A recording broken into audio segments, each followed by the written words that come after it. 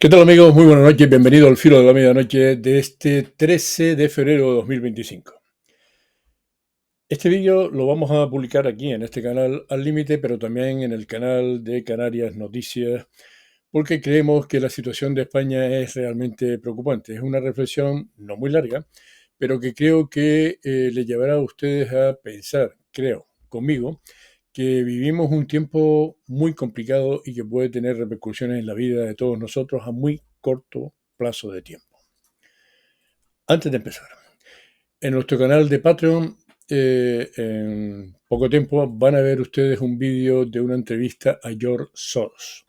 George Soros es la primera persona que recibió a Pedro Sánchez cuando llegó a la Moncloa.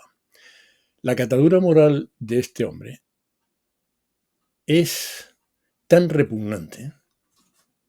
Con 14 años, este hombre,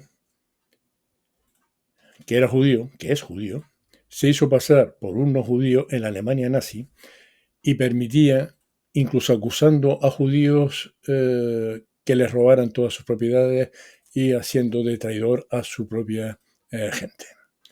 Eso lo vamos a tener en el canal de Patreon dentro de un ratito. Es una entrevista en inglés, pero está subtitulada en español. Y ahora vamos con España y nuestra situación, que a mí me parece altamente peligrosa. En España, cuando llegó Pedro Sánchez, había 46 millones y medio de personas. Hoy, el Instituto Nacional de Estadística nos ha dicho a todos los españoles que hemos sobrepasado los 49 millones de personas. Es decir, que en alrededor de 6 años y medio, 7 años, España ha incrementado su población en 2 millones y medio de personas. 2 millones y medio de personas. La razón por la que ese incremento se ha producido es fundamentalmente por la inmigración legal e ilegal que ha entrado en España en estos últimos años. Ha coincidido esa avalancha de personas para incrementar la población en tan poco tiempo, en 2 millones y medio, ha coincidido, si no propiciado, con el gobierno de Pedro Sánchez, que ha permitido abrir nuestras fronteras a todo tipo de personas que llegase de aquí, de forma justificada o injustificada. Gente muy válida para ayudarnos a todos los españoles y a España a crecer, y gente que es nada más que pura delincuencia, pura escoria humana, y con eso estamos ahora tratando de convivir. Pero claro, se abren las fronteras, hay una mayor cantidad de personas viviendo en España, pero al mismo tiempo las políticas van en contra precisamente de que esa gente que ha venido a España, más la que ya estaba aquí, tenga peores condiciones de vida. El principio es lógico, razonable, de sentido común. Si hay mayor número de personas, tiene que haber mayor número de viviendas. Si hay mayor número de personas, tiene que haber, por ejemplo, más posibilidades de generar energía para que esas personas y el resto de los españoles tengan capacidad de desarrollar sus vidas. Pero aquí coincide que hemos hecho lo contrario. Hemos aumentado la población y resulta que los gobiernos de Sánchez impiden a las empresas privadas, por la cantidad de trabas que le ponen, construir viviendas. Al mismo tiempo, Pedro Sánchez dice, hemos publicado aquí los vídeos, que iba a construir 186.000 viviendas y no ha construido ni una sola vivienda. Ni una sola vivienda. Al mismo tiempo, permitimos que aquel que tiene una vivienda y que puede ponerla en alquiler no la ponga porque ahora se ha puesto de moda los inquiocupas. Meten un inquilino, no le paga, es vulnerable y adiós. O que promociones de vivienda, antes de que se terminen, sean ocupadas por magrebíes, por marroquíes violentos y no puedan sacarlos de esas viviendas. Al mismo tiempo, desde Europa, y España lo acepta, se generó una corriente de política verde. No a las centrales nucleares, no al carbón. Y claro, las energías renovables, las fotovoltaicas y los paneles solares lo que están creando es una destrucción de todo nuestro campo productivo, en nuestro sector agrícola productivo, al mismo tiempo que no genera la energía suficiente para darle servicio a todas esas personas. Y además, mientras que en Europa ya dan por bueno, incluso por verde, a la energía nuclear, en España se quieren cerrar las centrales nucleares. Luego, si no tenemos energía suficiente para abastecer a todos los habitantes de este país, si además las centrales nucleares, que son algo importantísimo, que no tiene sustitución por el momento, las cerramos, estamos abocados a un cero energético en algún momento, en algún lugar de España. Eso sí, hoy hemos visto en Canarias cómo el gobierno de Canarias va a destinar nada más y nada menos que 33 millones para que los barcos que llegan a los puertos de las islas paren sus motores de gasoil, de fuel oil, de gas, y sean enchufables a una red eléctrica que no hay capacidad para energía suficiente abastecer a esos barcos. Estamos en un país de locos y gobernado por locos.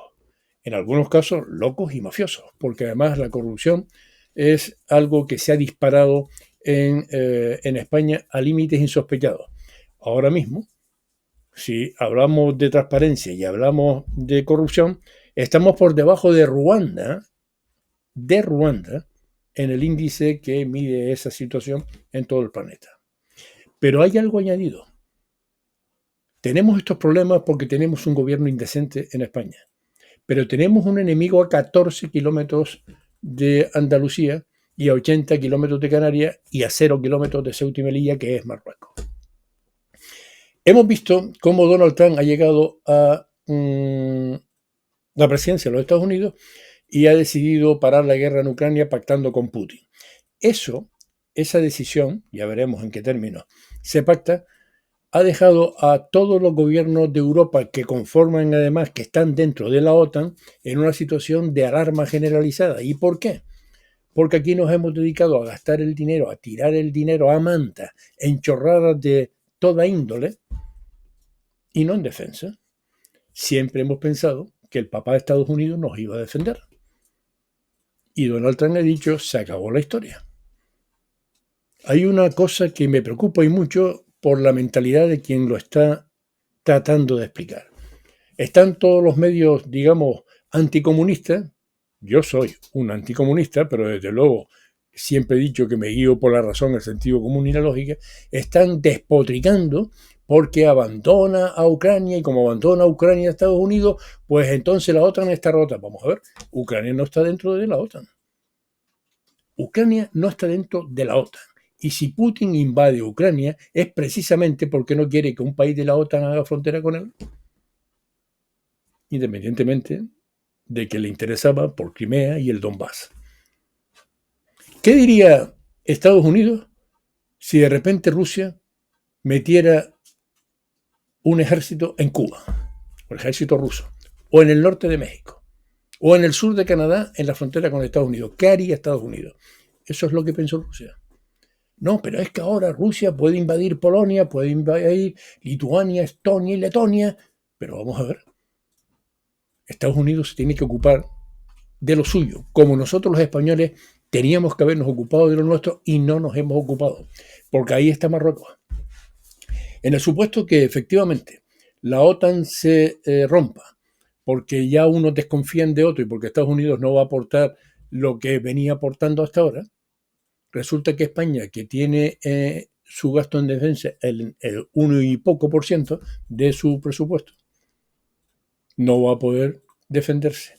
Si al mismo tiempo Estados Unidos considera a Marruecos su socio principal y además no va a defender a España en caso de una agresión, Ceuta y Melilla no está dentro de ese parámetro en donde España se asoció a la otra, pero Canarias sí. Pero si Estados Unidos no va a actuar contra Marruecos en el supuesto de que invada Ceuta y Melilla, ¿creen ustedes que nos va a ayudar Francia, Alemania, el Reino Unido? No, hombre, estaremos solos, absolutamente solos. Y no tenemos ejército para hacer frente a eso. Es más, los canarios tenemos que preocuparnos, y mucho, de que en cualquier día de estos alguien decida en Marruecos ocupar un pequeño islote de las Islas Canarias, ¿qué va a hacer España con este gobierno de Pedro Sánchez? ¿Qué va a hacer? Cuando Marruecos mandó a unos 4 militares, 5 militares, 6 militares, 10 militares a Perejil, a la isla de Perejil, Estados Unidos intervino porque España, con el gobierno de Aznar, mandó allí a la legión y lo sacaron. Pero Pedro Sánchez no es Aznar. Pedro Sánchez está vendido a Marruecos, como todos los socialistas.